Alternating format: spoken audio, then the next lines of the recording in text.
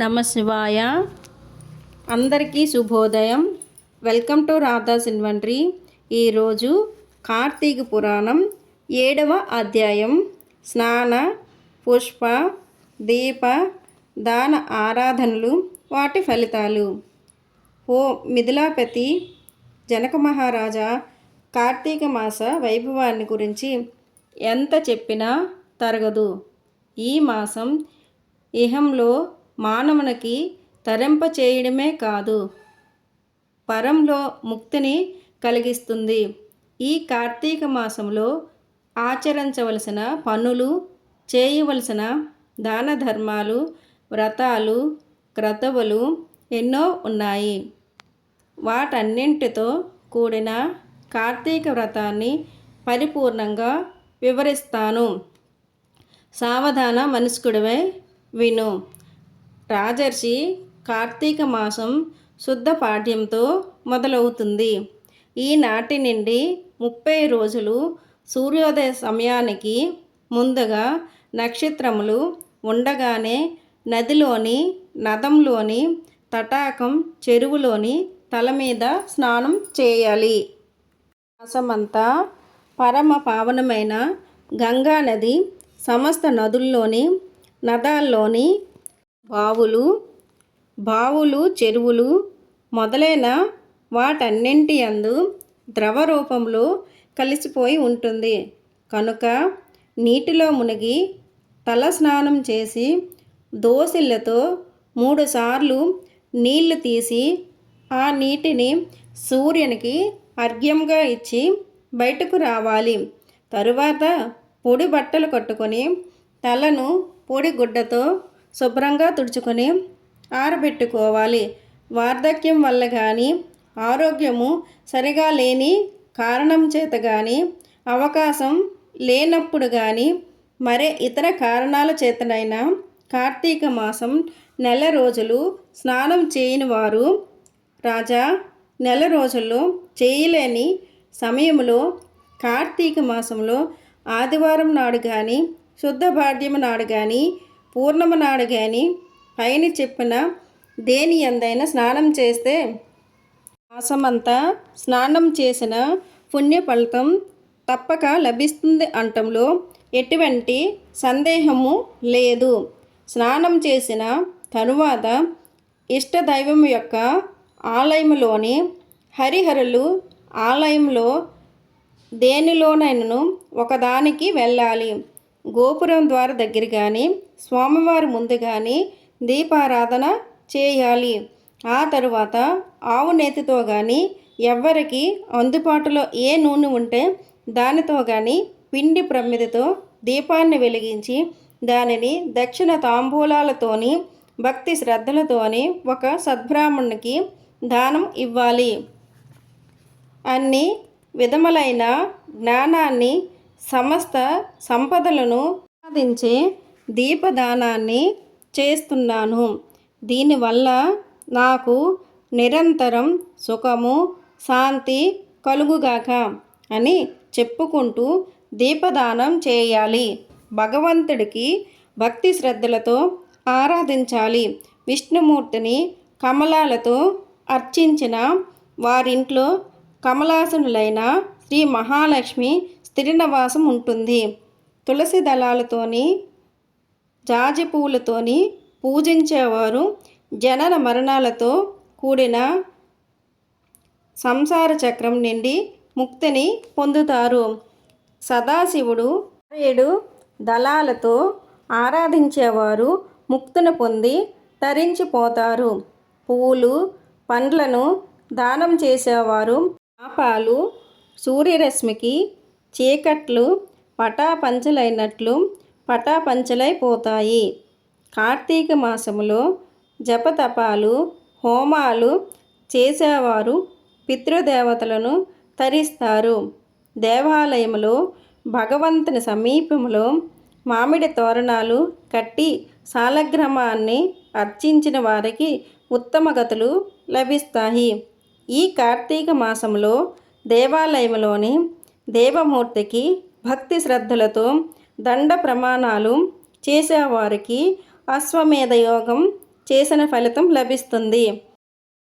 కార్తీకంలో ఉసిరి చెట్టు నీడలో దేవతార్చన చేసిన వారు జోలికి రావడానికి కానీ వారిని తేరిపారి చూడటానికి కానీ యమధర్మరాజుకు కూడా సాధ్యము కాదు. కార్తీక మాసములో సాలగ్రామాలని తులసి దళాలతో పూజ చేసిన వారు ధన్యులే తరిస్తారు.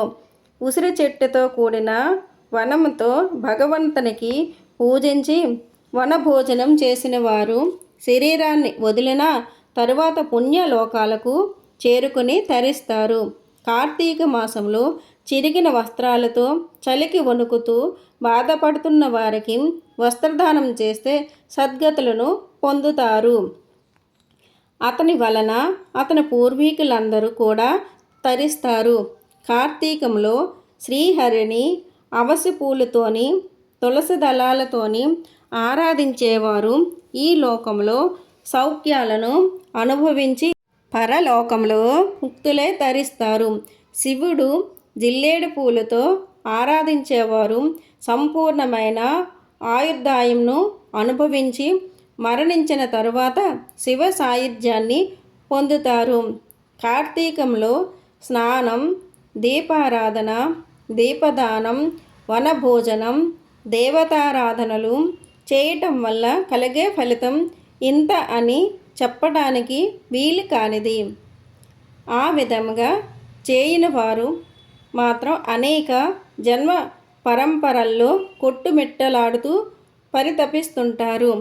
కార్తీక మాసంలో ఇతరులు వెలిగించిన దీపాలను చూసి ఆనందించేవాళ్ళు, పూజా పునస్కారాలతో ఇతరులకు సాయపడేవాళ్ళు, ఆరాధనకు సమారాధనలకు సహకరించేవాళ్ళు, పురాణ కథ కాలక్షేపాల్లో పాల్గొనేవాళ్ళు, ఆలయాల్లో దేవతాస్తుతులను గానం చేసేవాళ్ళు ఈ లోకములో సుఖశాంతులను పొంది పరలోకములో దైవ సాన్నిధ్యంలో ఉండి చివరకు ధ్రువలోకానికి చేరుకుంటారు. ఈ కార్తీక మాసంలో సోమవారాలు, పూర్ణములు చాలా ప్రశస్తమైన పర్వదినాలు. ఆ రోజుల్లో ఉపవాసం ఉండి సాయంత్రం పూజ చేసి ప్రసాదంను స్వీకరించడం వంశ సాంప్రదాయాలు బట్టి జరుపుకుంటారు.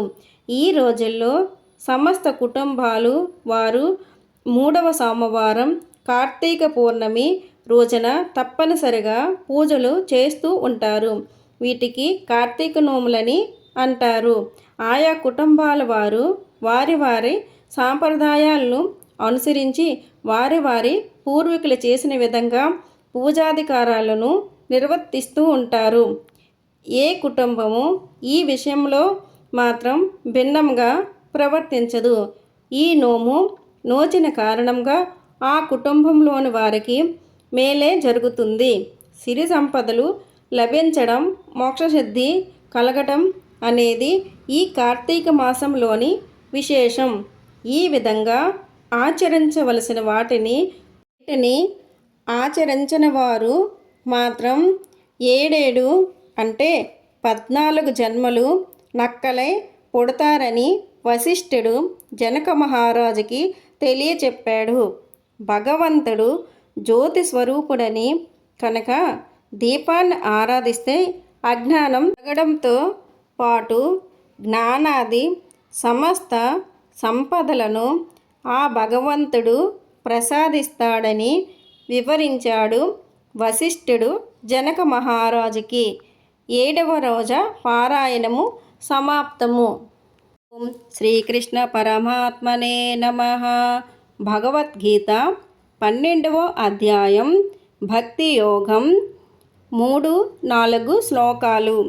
ఏ త్వక్షర మనిర్దేశం అవ్యక్తం పర్యుపాసతే సర్వత్ర గమచింత్యంచ కూటస్థమచలం ధ్రువం సంనిమేంద్రియగ్రామం సర్వత్ర సమబుద్ధయః తే ప్రాప్నువంతి మామేవ సర్వభూత హితే రతాః.